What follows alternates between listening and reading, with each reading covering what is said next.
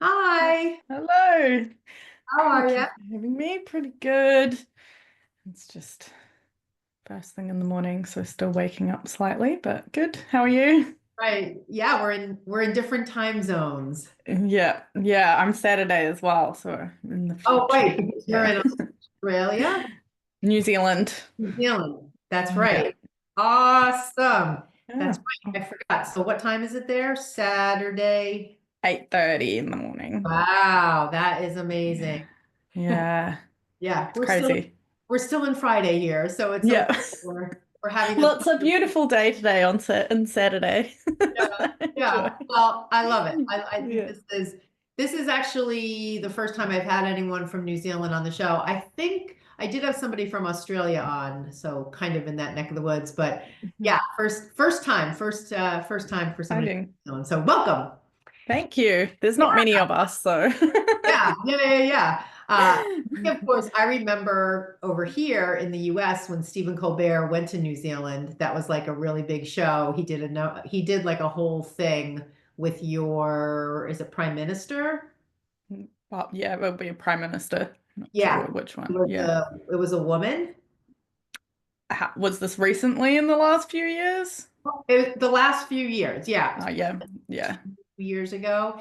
And Yeah. I remember he went over and filmed a bunch of stuff for his show and so yeah, we got to learn a little bit about New Zealand by Cool. watching the Late Show with Stephen Colbert, which was kind of cool.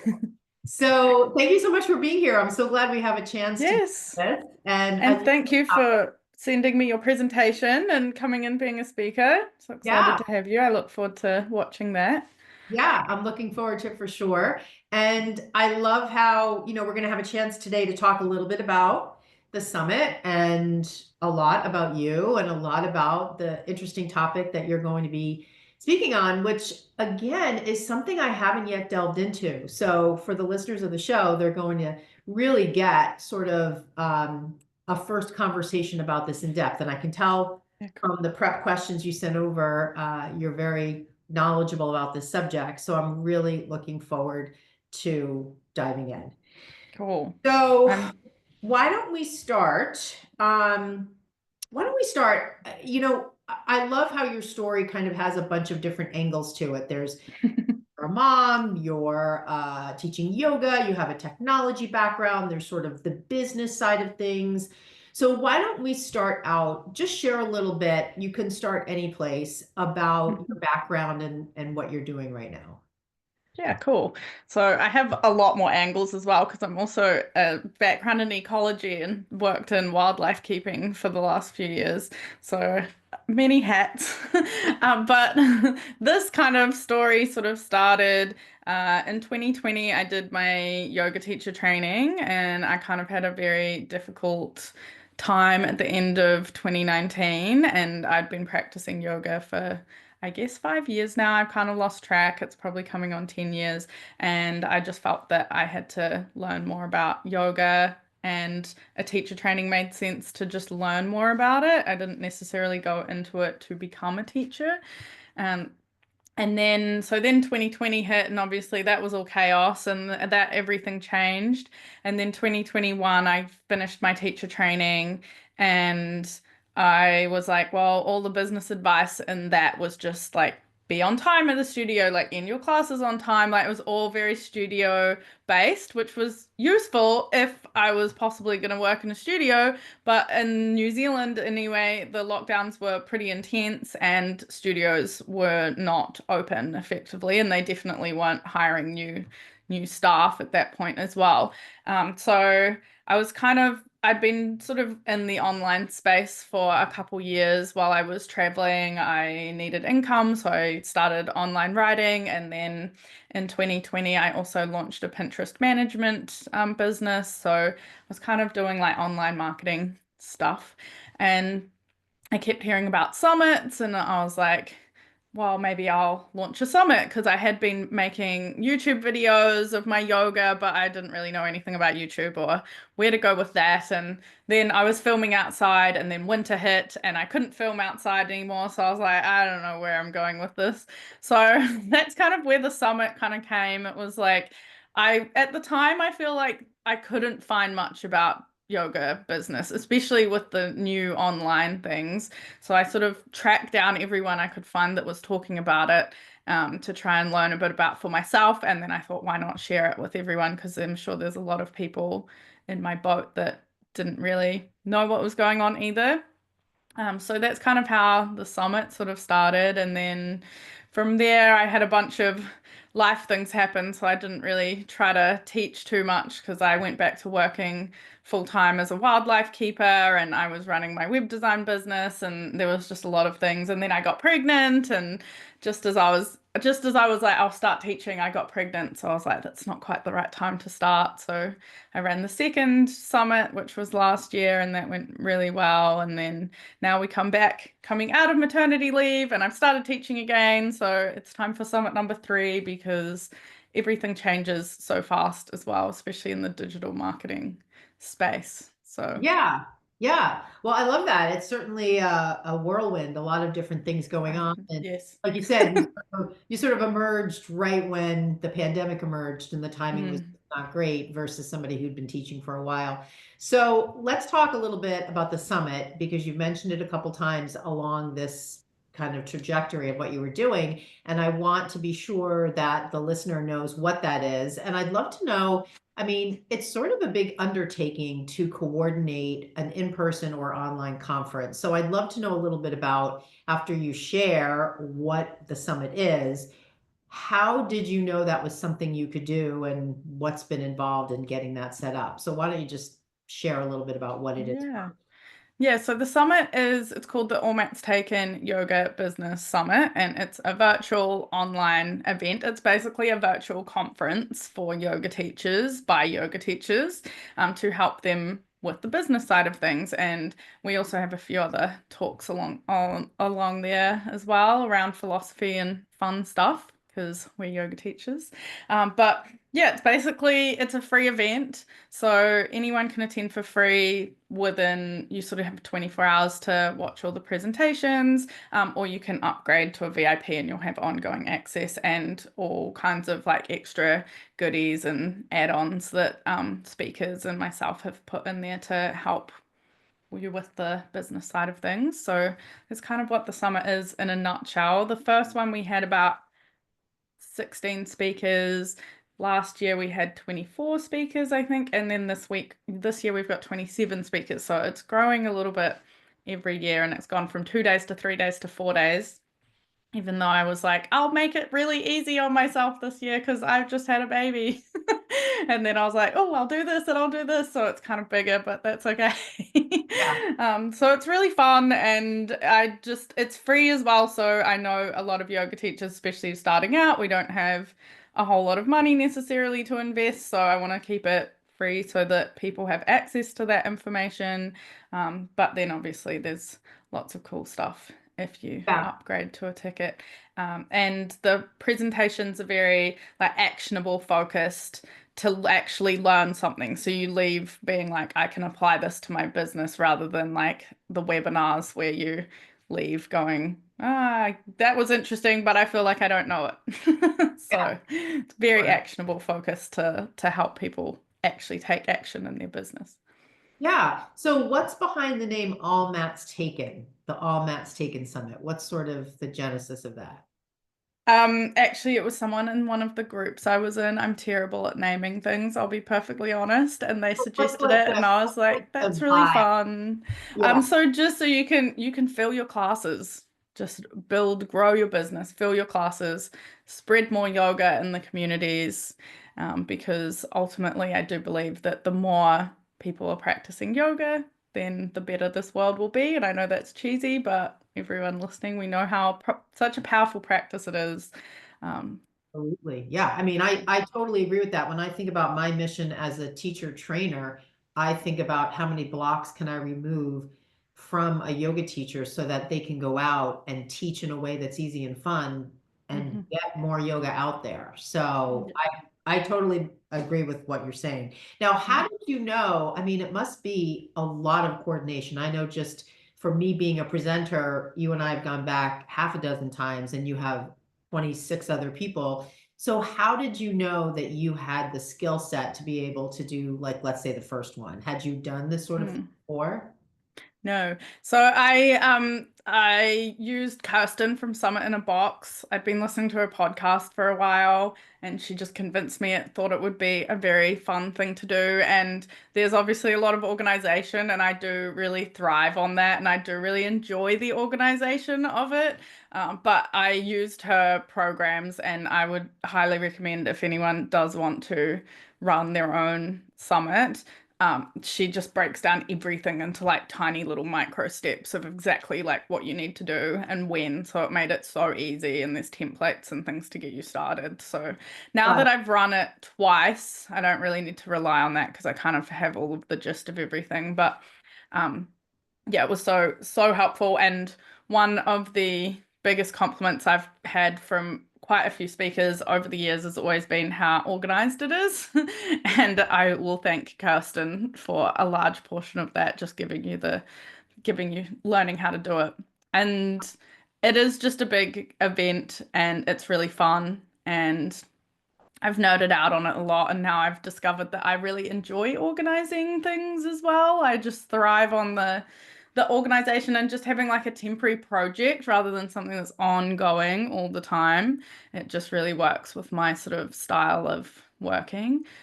So next will be a retreat at some point, just for the mere fact that I want to organize it as well. Yeah. So more of an in-person Yeah, I think so. I think that'd be thing. very Yeah. fun.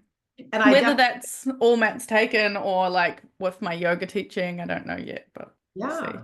Yeah. And I'll include the person you were just talking about in the show notes and the link Cool. to Yeah, I'll send you the link for it. social media. Mhm. Perfect. So, we can kind of go in two different directions. We can talk a little bit about when you're teaching your classes, like just how that's going and how you're feeling and kind of what kind of style of yoga you teach, what your mission is there. We could talk a little bit about, I know you have a area of expertise around technology and AI, and I'd love to dive into that as well. So I kind of leave it up to you. I know when we talked beforehand, a lot of these topics around content creation, saving time, using AI to sort of do that as a tool. Maybe let's start there because I think again, this is sort of a topic I haven't covered yet on the show. I can say for myself, I do use ChatGPT, and at the same time, I I don't, right? Like I have my own ways that I do things. And I'm always super impressed when I think to myself, hey, before I do this, let me ask ChatGPT for ideas or for some formatting ideas. Or if I have a problem, I always forget. And occasionally I'll remember, hey, I could just put this into ChatGPT. And the times I've done that, I've been blown away with the detail I get back. Um, and so why don't you share a little bit about how you got knowledge specialty in this area and how it can help yoga teachers? Yeah, I would love to talk about AI. I don't have any AI business buddies at the moment, so I'm happy to nerd out about AI. Yeah, I actually heard a podcast episode yesterday and she was saying she keeps a post-it note like next to her computer to remind her to ask ChatGPT and just see if it can do it and just to start using it more that way as well because there's so much it can do. I was very resistant to AI at the start. I mean, it's such a brand new thing, but very resistant. I've had a fear of the robot uprising since I was a small child. I've watched a lot of science fiction. So I was like, no, it's happening. And then so I was very resistant at the start, and then last year after I launched the podcast, and I was trying to get the transcripts edited the way I wanted them to. And I was just they're long, like they're like an hour transcripts from the podcast, these interviews. And I didn't want to like change what people were saying, but there's a very difference to just getting the transcript off the computer, which will have probably changed again now since I was doing this 6 months ago.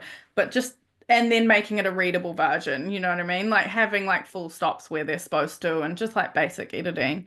And I was going through them and these are like 45,000 word documents and I was like, these are taking me forever. Like, I'm never going to get through all of these interviews to turn them into blog posts to do all the things you're supposed to do with them. And I talked to my friend and I was like, hey, maybe I could like hire you to help me with doing some of them because I'll like invest to just get these done. And she was like, these are going to take forever. And I was like, you're right. And then I was like, hang on, why don't I see if I can use ChatGPT to help me edit it in the way I want it to?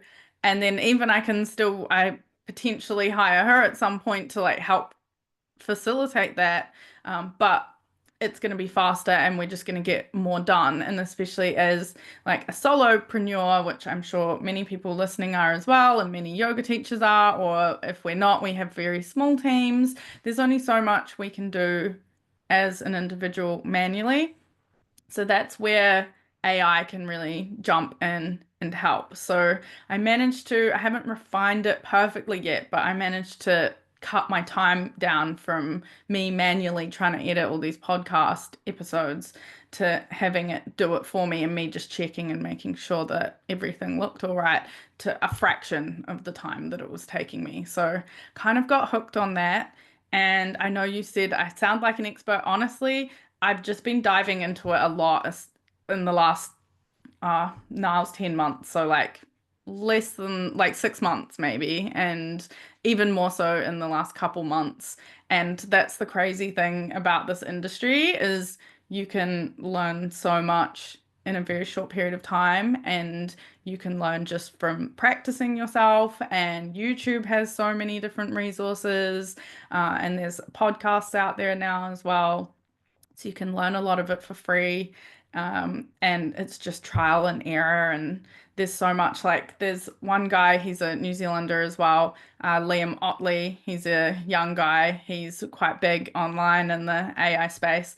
And it's really funny always listening to him talking about things because he's like, oh yeah, back in the day, and that's like 2022 kind of thing.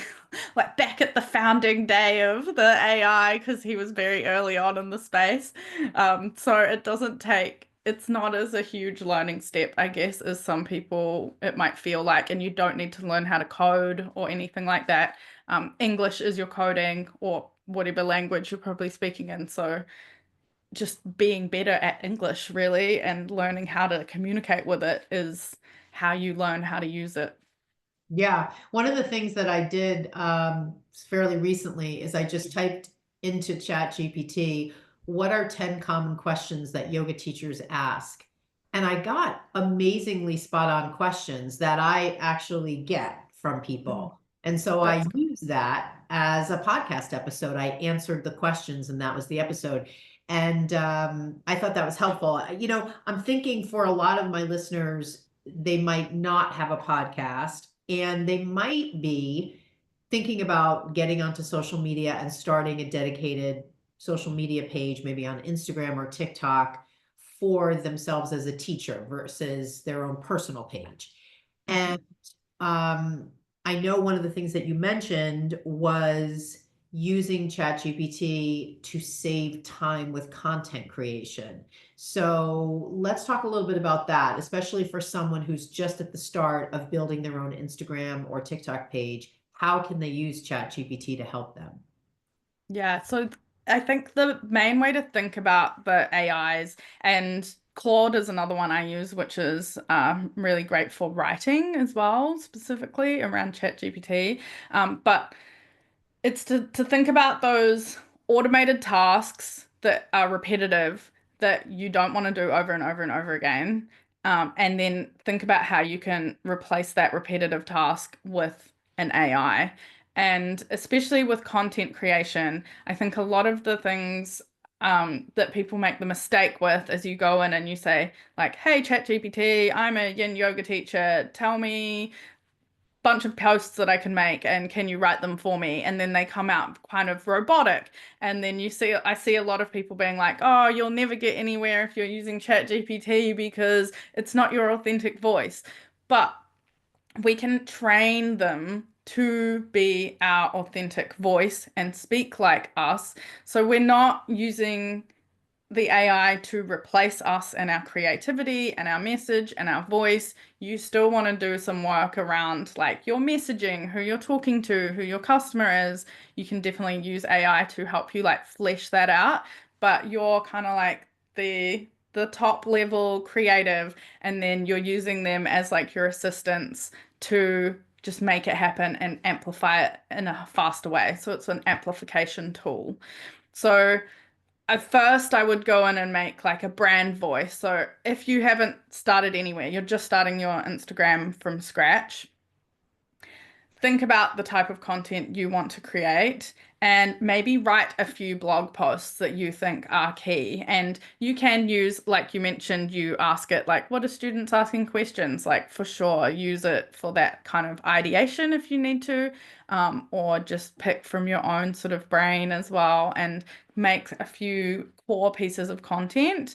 And then we can feed those core pieces of content in and be like, can you please help me write carousel posts? Can you please like pick out some highlights for me to make my reels? Or there are different, I wouldn't use ChatGPT for the reels, but there are lots of like video editing software where if you've got a video like this one, we can be like, hey, can you like pick out all of the key highlights and turn them into short little reels for me so then you can use those to share on social media. So instead of manually going through your video and being like, oh, I like that 20-second clip, um, often you'll need to tweak it a little bit for that kind of thing. So you can just sort of move it around, but it just speeds up that process because there's this lot of pressure on being like, make all the content all the time. And so you can still do that and keep it authentic using these AI tools to basically amplify it and just take a lot of that grudge work out of it, if that makes sense. Yeah, no, it does. One question I'm thinking of, I've been teaching for over 20 years. I used to write a lot of blog posts and write articles for different publications. I've written a couple books. I mean, for someone like me, I have a lot of stuff out there online. Um, Hmm. for someone starting out, when you were mentioning before, uh, feeding in some pieces, some original pieces of content, is that the sort of thing you would do in a custom GPT or the general GPT? You can do both. Like Okay. ultimately, I would probably make it into a custom GPT, which I'm still playing with exactly how Yeah. to do that. That's my plan within the next week is that I'll be building custom GPTs for help me build out marketing material for the summit.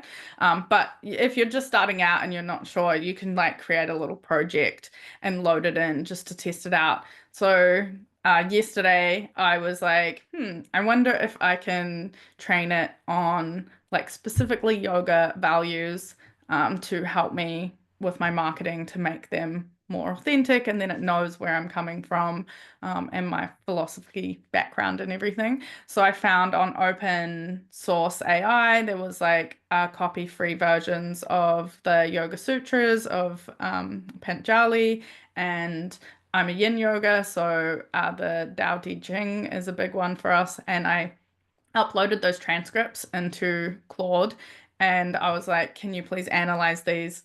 Make sure you understand them and understand my values because that's the basis for all of my marketing material and my business values. And so then when I ask it to create content for me, it's understanding that's my philosophical angle that I'm coming from. So it's writing messaging within that context rather than like bro marketing speak that's very Yeah. pushy or anything like that. So Yeah. you can train it on existing material as well. If you're starting out and you're like, "Oh, I'm not sure exactly what my voice is, you can find some things that you really resonate with and help build a voice in that respect, Got if it. that So let me makes sense. just ask a couple of questions on that. So Hmm. for someone like me who has a lot of stuff online, whether it's my social media pages, my YouTube, which is social media, but my YouTube, the videos there, my books are not necessarily online. They're books like hard copy books. So I guess that's not out there in the ether. But certainly all the blog posts I've written, articles. So when I go into ChatGPT, does it recognize me and my voice? Like I've heard a content creator who's very much into this. She was saying when she asks chat a question, she'll say, can you blah, blah, blah, blah, blah, in the voice of Amy Porterfield? And it will come back in less robotic voice, presumably pulling from all her years and years of blog posts and articles and podcasts. Is that the same thing that would be happening for me if I didn't ask them in the voice of Karen Fabian? Would I need to put that into the query I to, would put in the voice of Karen Fabian into the okay, query. got it. And then it depends on like which version you're using. If you're using the free version, they only date back to a certain date. So, and it's not necessarily going to recognize everyone. So it'd be interesting to check and see if it finds you. Right. But if you're wanting to be more specific, like I would be like, here are some of my sort of like key blog posts. Can you analyze the voice of this? And can you write out what kind of tone and everything? And you sort of train it to understand your tone specifically, and you know which articles it's picking from, I guess, as well. And then you can create a brand guide from that.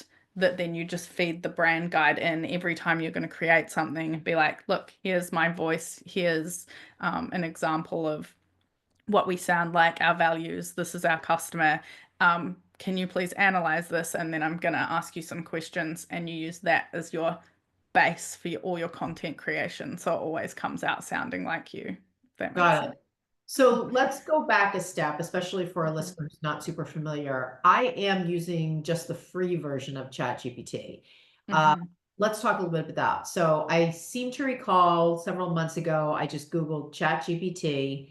And interestingly enough, at one point, I did put in credit card information and I was charged $20 a couple of times. And then I never was charged again. And I was thinking the other day, I wonder why that's happening. And I don't know if somehow behind the scenes I switched to the free version, but I definitely saw on my bank statement online a couple of charges, a couple of months.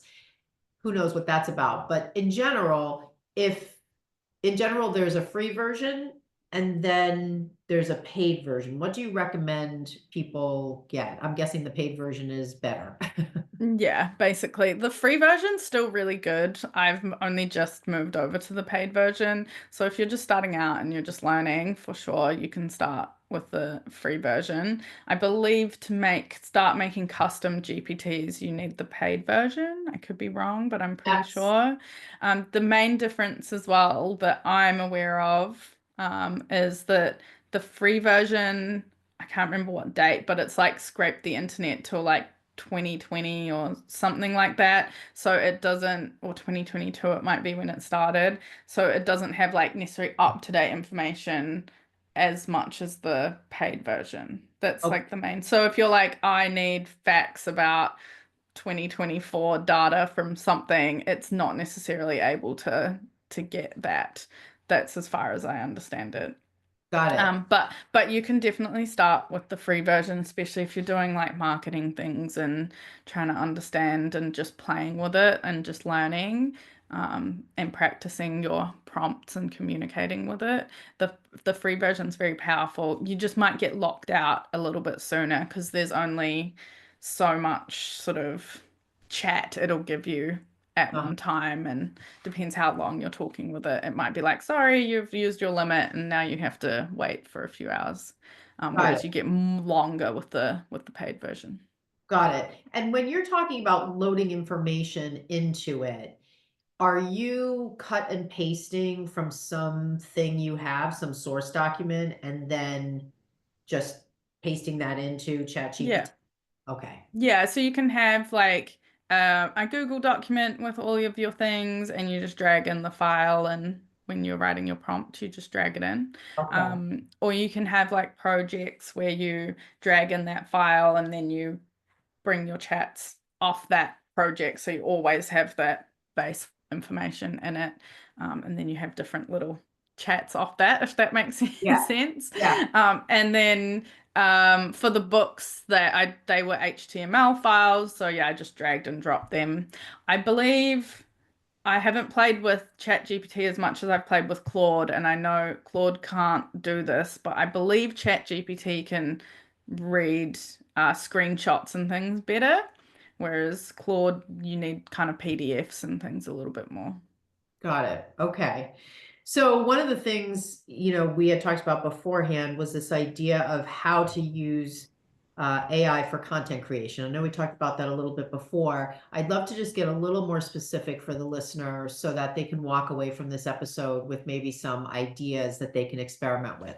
So let's say someone has an existing Instagram or TikTok page and they've put a couple posts up, but it's sort of stagnant and they feel this pressure to come up with content on a weekly basis and they're sort of out of ideas. How would you recommend somebody like that use ChatGPT to come up with ideas, maybe on Monday for the week ahead? Yeah. So I would start by explaining. So there's a kind of the idea in AI like garbage in, garbage out. So the first thing you want to understand is that you probably need to be a lot more specific than what people necessarily are sharing. So you want to have a really long prompt, like it's going to be longer than what you think it's going to be, and really explain like who your customer is as much as you can in as much detail, and how you're helping them and everything about your brand, and just really explain that and what it's going to do, and be like, hey, chat, like, this is my customer. This is how I help them. I really need you to help me create some content.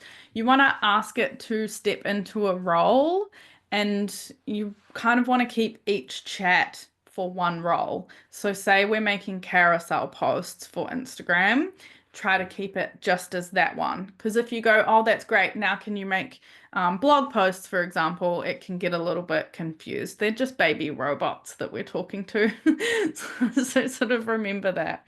And then be really specific. And then if it's like ideation that you need, you can just be like, based on my customer profile and that, acting as an expert social media manager for Instagram, could you please help me think of 10 ideas or 20 ideas that I could share to on social media to help my customer to engage, or maybe whatever your goal is specifically. Like if you want to do sales and launch, then that's going to be that, include that. If you're just trying to like engage and create content, then discuss that and then see what comes up. And then you can, if you see something that you like, you can just be like, oh, I love number 1, 2, and 3. Could you please expand on more of that? Like, what are the key points that you think I should include in that? And then see how you go. And then you can even be like, awesome, can you please now write up the entire like carousel post and format it and everything. And then you can just like copy and paste that into Canva or something. But then obviously you always want to like personalize it. So sometimes it will give you like examples of stories and things. And then obviously you want to change those to be like genuine for yourself. And then if it's sounding a little bit robotic, then be like, hey, like this is my voice I have like in a really friendly tone, and it should be very conversational. And if you have examples of captions or something that you've made before, like be like, here are some examples of posts that I've done before. Maybe pick the ones that did really well. Like, what else could I create on that? Um, so a lot of it's just trial and error a little bit as well. But if you use some of your existing content, if you have it, that's going to just improve the output you have, and just save you so much time. And then you can do that for like half an hour, maybe even less, like 10 minutes chatting to it, and it'll be blown away by how many ideas it's just given you. And you now have like your whole month's worth of content planned out. You can Yeah. even say, can you please make this into a plan for me? Like, I want to post 4 times a week. Like, can you put it into a spreadsheet format so that I know what I'm posting when, and just like keep going with it. But I would just like keep one sort of chat on one specific thing, and then train a new one for your blog posts, or however you're going about it. Yeah, I think, and I don't know, and certainly, as the listener is listening, you can let me know if this is something that you're going into in terms of a different avenue. My guess is most of the listeners of my show are teaching classes, not necessarily starting an online business. So Mhm. I'm thinking, let's say somebody teaches 3 to 4 classes a week. They also have a regular full-time job, or maybe they teach, I don't know, let's say 3 classes a week. And so they're really more thinking about posting things on social for yoga students versus like a customer or a client. So they could possibly say, I'd like to create 3 reels a week. I'm a yoga teacher. I teach a couple of classes a week. I'd like the reels to be focused on helping the viewer learn about yoga, something along those lines. Would that sort of prompt some replies that they could use Yeah. to create content during the week? Yeah. Yeah, I would do that. And as I mentioned before, you can then find like the open source documents for the Yoga Sutras, for example, and put that in there. And you can be like, I'm trying to teach everyone about the sutras. Can you explain this can you break this down in a way that is really easy for a beginner to understand in this tone of voice? Keep it really conversational. When I put them in yesterday, it was like, would you like it? Because the other thing with them, which is kind of creepy, but if you are nice to them, they will be more helpful to you. And they have done studies and they have found this. So if you ask it like, that's a great job, thank you, how are you? And you're like really nice, like, I appreciate it. They will be more helpful and they will be like, oh, would you like me to do this now? And then I had it be like, oh, would you like me to create a like list of content that you can share for social media for teaching people how to understand the sutras? And I was like, that would be great, but at the moment I was using it for a different purpose. So it did just offer me that once I trained it on the sutras and how to like it knows them better than I do now, for sure. I actually heard something within the past week or so about, I don't know if this was a New York Times article or in another source, but a woman actually trained AI to be her boyfriend. And so Oh, she spent several weeks developing a relationship with AI. it's like the Yeah, movie Her. yes. And yeah, crazy. I love that idea in terms of philosophy because a lot of yoga teachers tell me they want to share more yoga philosophy in their classes, but they're not sure how. And so Hmm. I love the idea of using AI to do that. One of the things as I was looking at our questions in the pre-interview conversation we had is about what is a common misconception about AI. And I sort of, even though they're different, I sort of think of AI and Bitcoin blockchain as sort of the same thing in that they're so much more popular now in the common vernacular, but the average person on the street probably feels a little overwhelmed with being able to understand or explain what either is. um, Hmm. and so I think, for the listener, they might have a misconception that it is very hard and very complicated, and I need to have a technical background to use AI. So, what would you say to somebody listening who, I have a full-time job, I teach yoga a couple times a week. I'd like to also start a social media channel and leverage AI to help me do that, but I'm not computer oriented and I just don't have a lot of time to learn how to use this, and it's going to be really hard. Would you say that that's a belief or just something? Yeah, so that's pretty common. I kind of felt that at the start as well, because I did look at it a while back when it kind of all came out, and I was like, and I put it in the too hard basket for a while there. So I know I'm still early kind of adopting, but I'm definitely slow compared to a lot of people because it's such a fast-moving pace. I'd say it's so much easier than what you think it is. And you just have to like ask it questions. And if you have tried it like me and you're like, oh, but I just kind of got like crappy answers out of it, it's the prompt. So you just have to practice the prompt. And I'm gonna do a whole presentation about prompt engineering at the summit this year as well, if anyone wants to learn more about that. But even if you just want to get started now, just practicing like being more explanatory. Like imagine it is an assistant and you're onboarding them into your business and you really need to like explain how would you teach them the job that you need to do. You don't need to code. So if you're worried about that from a tech perspective, like you do not need to code or anything. You just need to open it up, log in for free, and start asking it questions. And I think one of the things that is really important for people to start doing this, and especially within the wellness area, because a lot of people, like you said, are generally kind of tech averse in this sort of industry. Like we just want to go and teach our yoga class or Reiki or whatever it is that you do. You just want to help people, and then we can kind of get a little bit left behind. And from what the more I've been learning about this, it's just taking over, and it's going, you can ignore it for a while, but it's at some point it's going to take over the same way as cell phones have and like computers have in like my lifetime.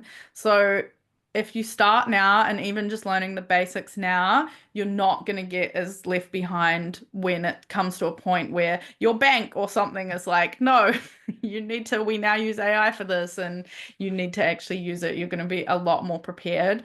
So I think it is a good idea just to start practicing with them and playing with them and seeing what they're capable of so that you don't get left behind later. And once you start, you'll realize how much it can help you, especially in your business, and how much it can replace the jobs you don't like doing, especially the business side of stuff. You can help get it to help you and outsource it, and all the content creation and social media.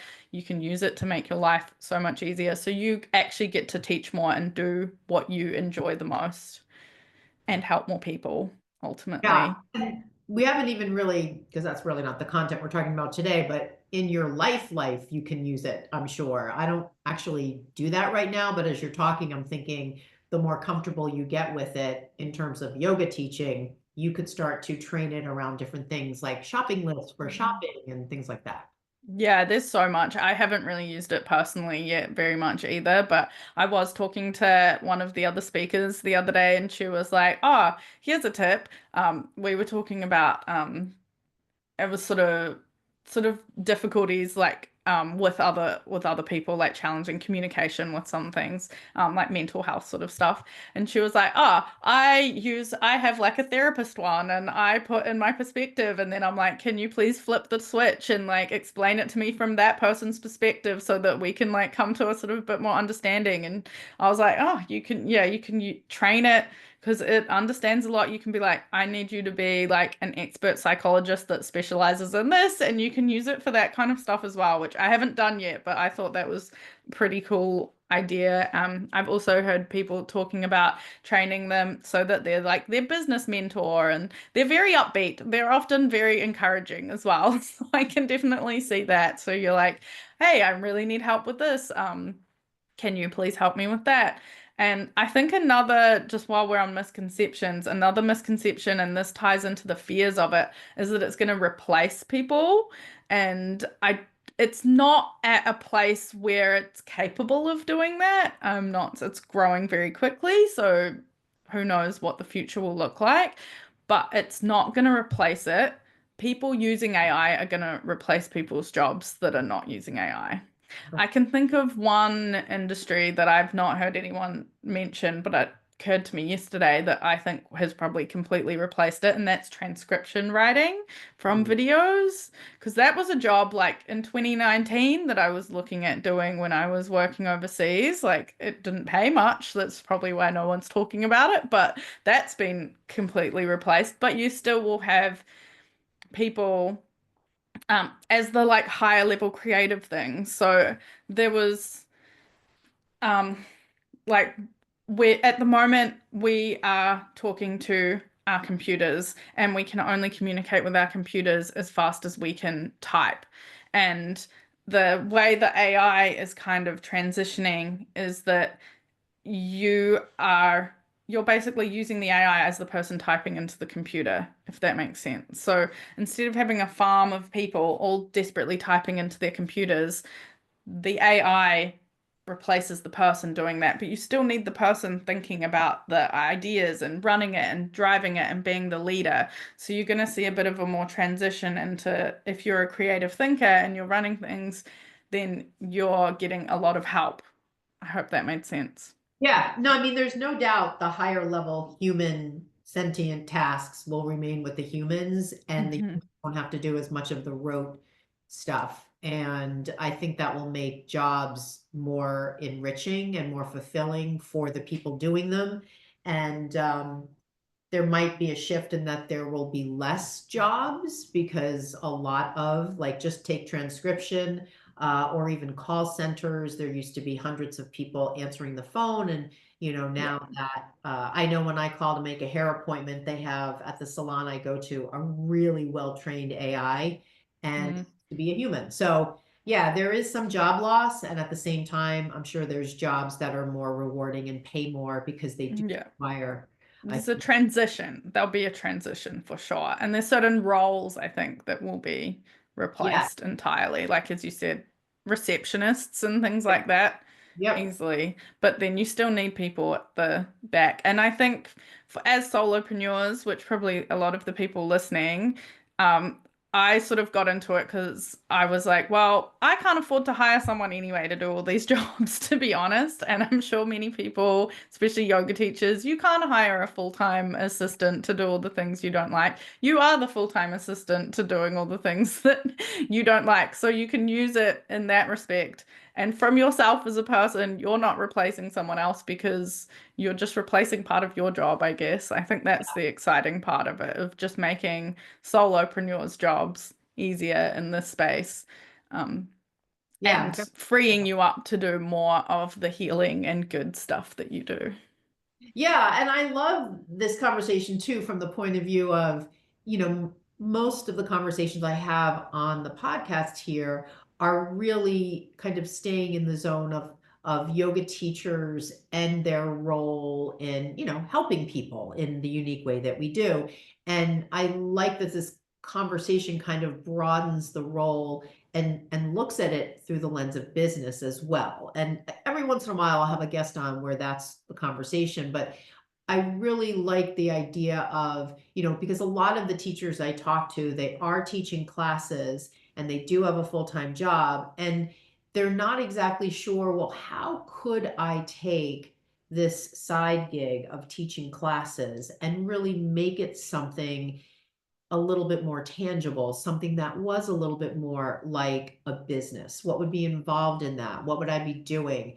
And so just the basics of talking about content creation, starting to put more content out there, and starting maybe to think about what could be a product that I could sell, and how can I use my social media as a channel to attract the kind of person.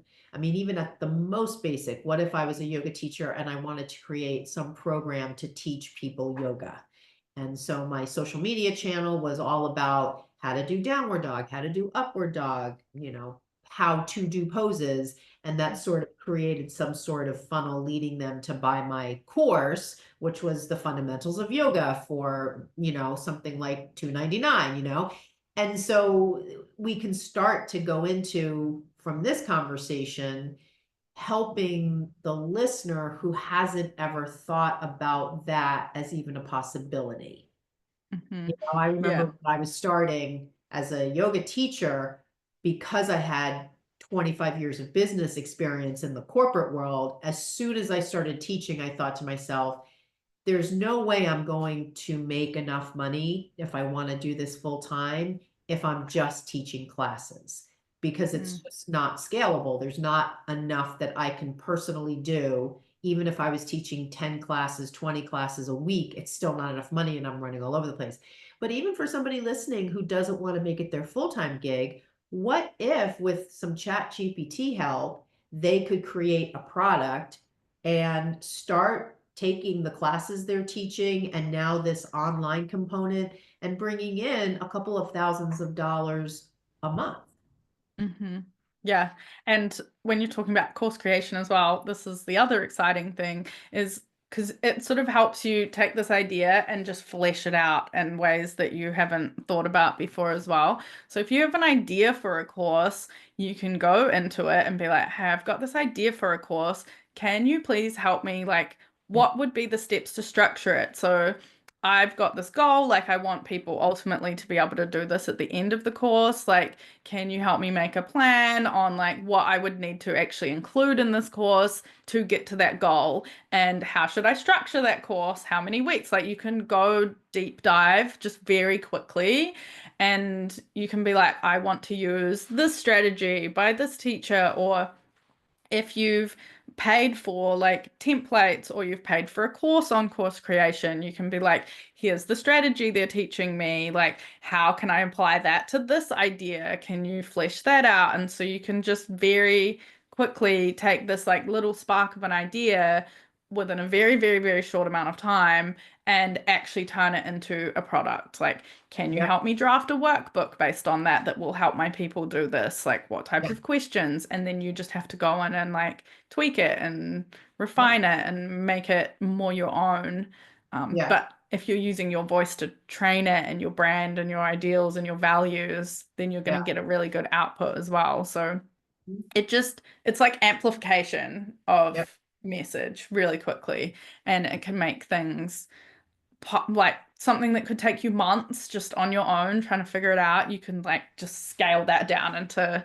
potentially an afternoon Yeah. of going back and forth. And Yeah, I totally agree. I remember actually this time last year, I had an inspiration to create a live training over the course of 4 different sessions about it was really a mindset course for yoga teachers to help them build their confidence.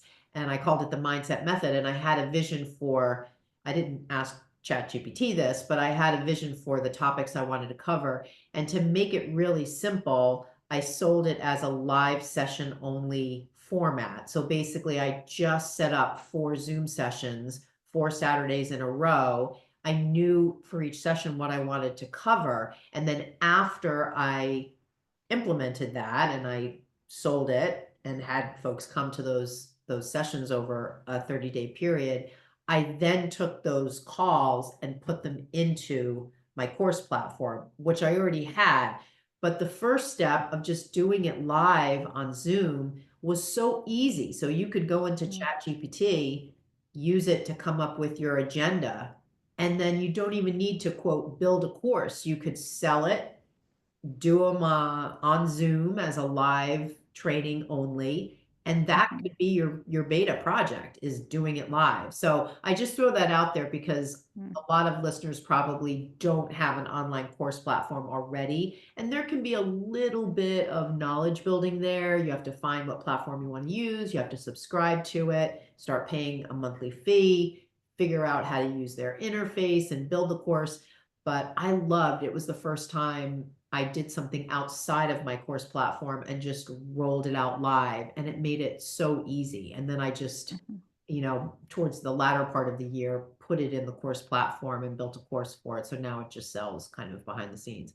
So yeah, Yeah, I so love that, that. but I love, I didn't use ChatGPT. I could have. I don't think I was using it at all at that point. So I'm doing a new one, and I will, now that I'm talking to you, I've already started to write out the agenda, but now I'm thinking, why am I doing this from scratch? I can go and put my concept in there.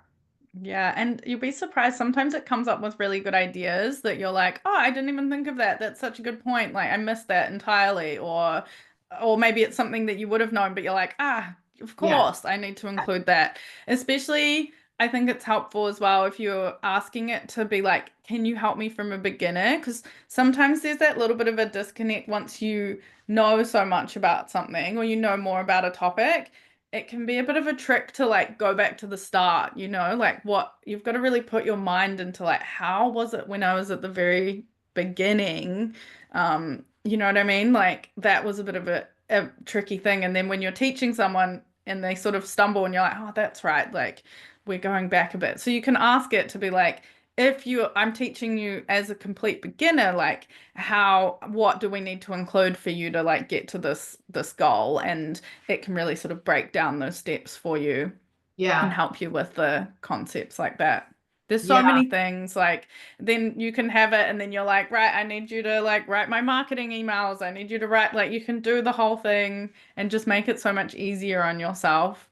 Um, and I guess I really like it from that perspective as talking about the courses and making it easier and getting them out there. Because if you've got an idea for a course, but then you're like, oh, I'm too bogged down. I don't know the tech. I've got to learn all the things. Like you said, you've got to find a platform, all of that. You'd be like, how can I make this easier on myself to actually just like get it out there?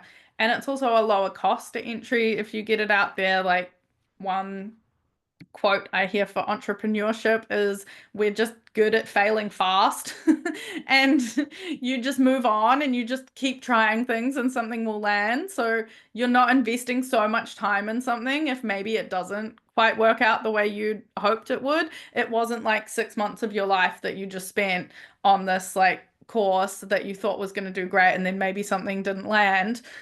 You've done it in like a week or a couple weeks instead. So you can just like play with it more and amplify yourself more and practice and play, I guess. Yeah. Yeah, it's funny. I was going through this file folder I have yesterday, and it had a number of things I did last year, and a couple of them were really short online workshops on different topics, sharing restorative cues, assisting students. And I did this one sort of self-care Saturday format. It was online. And that could be the kind of thing. I mean, I had created the agenda from scratch, but you could go into Chat GPT as a yoga teacher. Maybe you have this vision of, I'd like to do an online event on a Saturday that's really focused on, giving somebody something to do that's in the self-care arena where they'll, maybe make it free or maybe make it 25 bucks, whatever it is. You could go into chat, I bet, and just say, give me an agenda for a self-care Saturday. I'm a yoga teacher who wants to offer something for women in, I don't know, their 20s, 30s, and 40s, whatever. You could define it, I guess, and it could give you Mm-hmm. some sort of agenda. 100%. You Yeah. can do anything like Yeah. that. Yeah. Yeah. The other thing I was thinking too, now that we're talking, I'm having these other ideas pop in. I had a conversation with a teacher yesterday, and she's just graduating from teacher training, and she has an audition next week. And she's obviously nervous, and we were talking about just kind of framing it a little bit differently. And I was sharing with her, a lot of times when we go into those first auditions, we want to get a yes from the teacher so badly that there's this sort of like a power dynamic where we want to work there and Mm. really dependent on, I hope they hire me type of thing. And so I was sharing with her, if this doesn't work out, there are a lot of other places you can teach. And I was thinking about when I started my teaching portfolio, I didn't necessarily cold call, but I created a number of business opportunities outside studios. I taught in schools, I taught in churches, I taught in nonprofits, I taught in corporate settings. And I had this whole spreadsheet, and every tab was a different business silo or a different teaching arena. And I had leads and I followed up. And that's eventually, in the beginning of my business, how I created more than just teaching in studios. And I was thinking you could probably go into Chat GPT and say, I'm a yoga teacher. I live in Boston. I'd like to, I don't know, I'd like to develop some teaching opportunities outside the studio setting. What would you recommend for locations that I could approach? I mean, would that sort of be a match for it? Yep. You can ask it to put it in a spreadsheet format for you. You could possibly even like probably the paid version would be better for this, but you could try it with the free version. It depends on your town and what's open and closed, but you could probably even go and be like, I'm in the Boston location, I'm a yoga teacher, I'm looking for, I say I want to work in schools or something. Can you please like generate me a list of all the schools in the area? You could ask it, see if it can get phone numbers. It might be able to. I'm not sure. I haven't done it, but you could even like go a step further to try and help it find you the leads and create a big spreadsheet of all of that and take that whole step out of it as well. Yeah, I mean, I think of source data on like LinkedIn, And I think of ChatGPT as probably pulling from source data that comes from LinkedIn. So once you allow that to be a repository of data, I mean, that has names, hiring managers, health and wellness director, like I'm sure all sorts of people that you would be talking to, like somebody in HR, Yeah. a company that's in charge of the wellness programming. Yeah, I just in talking to you had that thought, so I'll send that It's over to her. once you start like trying to think of little things that you just like go down this big rabbit hole and you're like, oh, I could do it for this, like, oh, Yeah, this, and yeah. like, Well, it's oh, all funny. these things. I've been using it in the business sense. I haven't really been thinking about it in the sense of like I'm a yoga teacher in some of these scenarios. But now it's Mm, like, wow, there's quite a few things like you could ask it that could help you grow your teaching opportunities, hmm. create me a workshop agenda for a workshop focused on restorative poses, those sorts of Yeah. things. You don't have to start from scratch. Yeah, I love that. Yeah, there's so many things. I will say one thing while you're using it, just be mindful that sometimes it makes stuff up. It's not perfect. It's like that's why people are still important as well. So if you're using it for research particularly, um it just I've had it lie before to me, Claude, and I was like I because I was like, "Oh, can you like find me what was I asking it to? I was helping it make me a workbook and I was like, oh, yeah, I was trying to get it to find me some data or something. And then it did it. And then I was like, oh, can we change this? And then it didn't change it. And I was like, um, why didn't you change it? And it was like, oh, I can't actually do that. And you're like, why didn't you tell me you couldn't? Like, I need to know these things. Where did you get this information from? And they're like, oh yeah, you're right. I did just make it up. And it admitted it. This was on Claude, not ChatGPT. So if you're asking for anything that kind of needs like references or something, ask for the references. Do go back and like check the sources for certain things like that.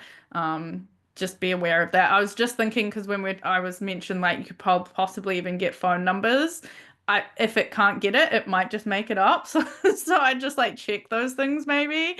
Um, but yeah, so just bear that in mind. It's definitely not perfect. I think that's another misconception that it's all knowing and it will steal everything. It won't. It will just, it's like talking to a little kid sometimes. It'll just sort of try to keep you happy as much as it can and it'll fill in gaps that it doesn't have all the time.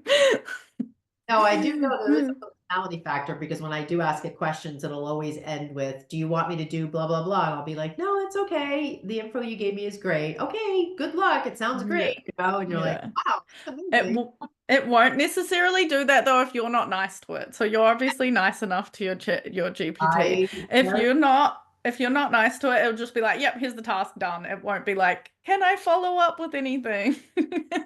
yeah, it is a little creepy, but I am nice, Yeah. so intentionally. So Yeah.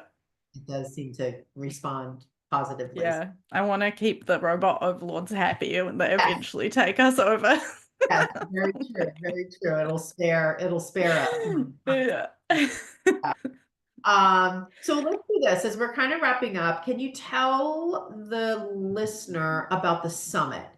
I'm thinking this would be a good time. I'm going to be presenting on anatomy in the Yes. pre-recorded version. I'm going to be doing a live presentation on building your confidence. You've got 27 speakers. Like, tell us a little bit about what's happening, when it's happening, and how to sign up. Yes, so it will be on 15th of May to the 18th of May is the live event. And you can go sign up and to allmatstaken.com. I have a waitlist page. You'll see it at the top. You can sign up for that now, but officially registration doesn't open for another couple weeks. We have 4 days. So the first day is about mindset and community building. So kind of those foundational things that we need. Day two is honing your skills. So it's a little bit more personal development. We have people talking about like weaving themes into your classes and how to get people coming back to your classes and just to how you design your classes. We've got someone talking about getting the his stories behind asanas and all of this kind of stuff. So there's lots of fun stuff on that day. Day 3 is around crafting your offers. So a little bit more about like how to build workshops, retreats, all this kind of stuff. And then day 4 is very digital marketing focused. So then how to take all of these beautiful things that we've made and then get it in front of people. And we have a bit of social media and copywriting, and I'll be talking about my AI prompt engineering to help you, and kind of all more techie day for the 4th day. It's going to be lots of fun. As I mentioned, we've got 27 speakers and 30 presentations because I'm doubling up and I have another speaker doubling up. And then we have the pre-recorded side, which is for free, and then live side, which is for everyone that upgrades, that'll have your awesome live. And we've got quite a few other speakers doing lives, and we've got mastermind groups and some business hot seat coaching as part of the live event. And there's so much in there. So definitely go have a look. The waitlist is allmatstaken.com. allmatstaken.com. And of course, we'll put the link in my show notes. Okay, got it. Well, this was so much fun. I mean, this topic, I love bringing it up, and I really hope it empowers people to start to go into ChatGPT and play around in there. I know some of these things we talked about are just really relevant, tactical questions that I get from teachers, and I hope it expanded people's minds a little bit to what's possible. So Yeah, thank you I so much hope so. for sharing this. This is great. This has You're been welcome. fun. Yeah, thank you. Yeah, it's something that I was very resistant to. And then the more I think about it, and especially the more I think about it in the context of wellness professionals, I'm like, oh, we can just, if we all use it, then we'll get ahead and then more people will be happy. So I think if you think of it from that perspective rather than this is a scary tech thing and I don't do tech because I'm a yoga teacher, then that's a lot more fun. But thank you so much for having me, and I'm excited to have you part of the summit, and I look Yes, forward to seeing everyone come and join us during the summit. yes, that would be great. And this episode will go live a week from Monday. So I will email you the link and it'll go up. It'll also be on my YouTube channel. I'll send you the link there so you could share both Awesome. video and audio as well. So like Awesome. I said, Sounds I good. know you're in your Saturday, so have a wonderful rest of your day. And Thank you. I thank you so much for joining, and I will talk to you soon. Yes, I'll talk to you soon. Thank you so much. Okay, See you. bye. Bye.